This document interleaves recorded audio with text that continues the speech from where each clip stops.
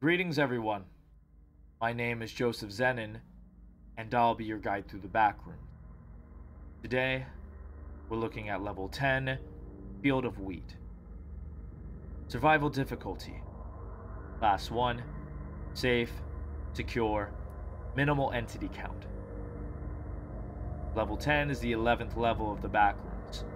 This level seems to be an infinite wheat field. Description. Level 10 is a wheat field that seems to be infinite in size. A large unpaved dirt path heading north and south is also present. The wheat in the fields is safe for use and consumption. Pockets of almond water can be found all around the wheat fields, which has a sweet taste. Time of day in Level 10 is always around noon. The sky is very cloudy, and rain may occur rarely. When walking down the path, you will not only find wheat fields, but strange objects and buildings in the distance. The first buildings you can encounter are barns and stables. These buildings are usually empty, but are fully explorable. The contents of the barns vary, but hay, animal fur, and animal noises are present throughout the barns and stables. The objects you can find include tractors, farming utilities, etc. Small houses can be found around Level 10. These houses seem to be built around the early 1980s and are quite empty as resources are scarce. Do not enter the houses, as an event will occur where sobbing can be heard emanating from the house, and those present inside will disappear. These houses, however, do possess a chance to bring you to some levels, like Level 9 and Level 7, although this is unconfirmed. In one fairly large area of Level 10, a town can be found. This town seems to have been built in the 1980s, around the same time period as the houses. The buildings are full of various items, unlike the more modern houses nearby. This town includes shops, apartments, houses, etc. This town is home to a community living inside of it that decided to make the town their home. It is completely safe to explore and live in. Entities do have a chance to spawn in some buildings, but this is very rare. These entities range from smilers, skin stealers, death rats, hounds, and hostile facelings. There have also been reports of wranglers beneath the surface of Level 10. There are also reports of camo crawlers. There are in fact two special entities that may appear in Level 10. They are as follows. The first special entity can be found in towers around the level. They are made of stone and seem to have been built around the medieval era. These towers are safe to traverse around and to explore when not occupied. These castle towers are lit up with torches, and a black charcoal-like substance paints the roof of the towers on the inside. The towers include some furniture, usually associated with the early 1600s. During an event that may occur, loud trumpet sounds will play throughout Level 10 for a few minutes. After this occurs, entities known as the Archers will appear in groups and scout the level. These entities claim these towers as their territory. The Archers don't seem to interrupt the town and usually ignore it. It is advised to keep away from the Archers, as you may get shot with an arrow. Once you hear the trumpets for a second time, that indicates the Archers are gone. The second special entity is known as the Gluff. These entities are large obscene creatures that walk among the fields. Gluffs are there to grow the crops, as their body emits drops of sweet almond water, which explains the strange puddles found in the fields. These entities are very friendly and like to play around in the fields. Their movements are very slow and graceful. Their bodies fall slowly, as if they are a balloon. Gluffs tend to eat wheat in the fields that they grow. These entities are useful for growing and harvesting crops. Since the discovery of Level 10, many groups have been formed in this level. The most prominent of these settlements are listed below. The BNTG Level 10 Resource Station. This outpost was formed by the BNTG to harvest wheat for bakery usage. This outpost holds around 23 people, all working together. They also gather other useful resources, such as the previously mentioned almond water. They transfer the items from level 10 to level 1 via an exit to said level. New Sodbury. After 10,000 created ones reside in a large town set up and run for the last few hundred years. The preferred demonym is Saudis.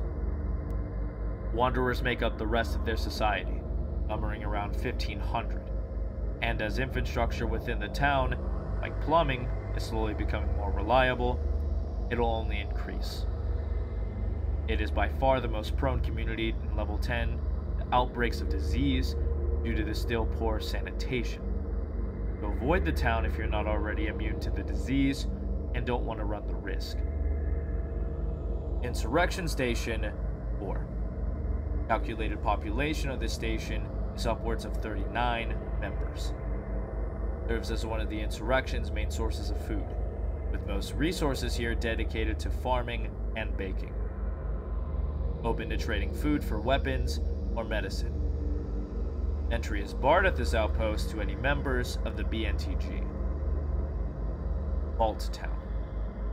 This community is made up of several wanderers who seek shelter in level 10. They are very friendly and open to trade. They are guarded by the BNTG group nearby. Housekeepers. This group is mysterious and resides within the houses of level 10. They have apparently discovered vital information within the houses and are unwilling to share it. The amount of members are unknown. Discovery.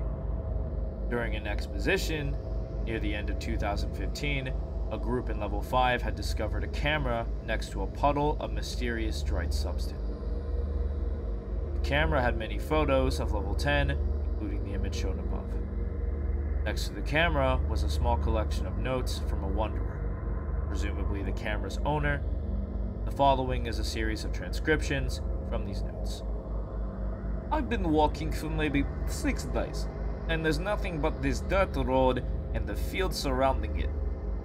I tried going off-route, and I got put back on the path. There's almond water in the fields. It tastes sweet. I've been hearing trumpets and roaring in the distance, and I saw something in the fog. I snapped a photo of it. I can't identify it right now.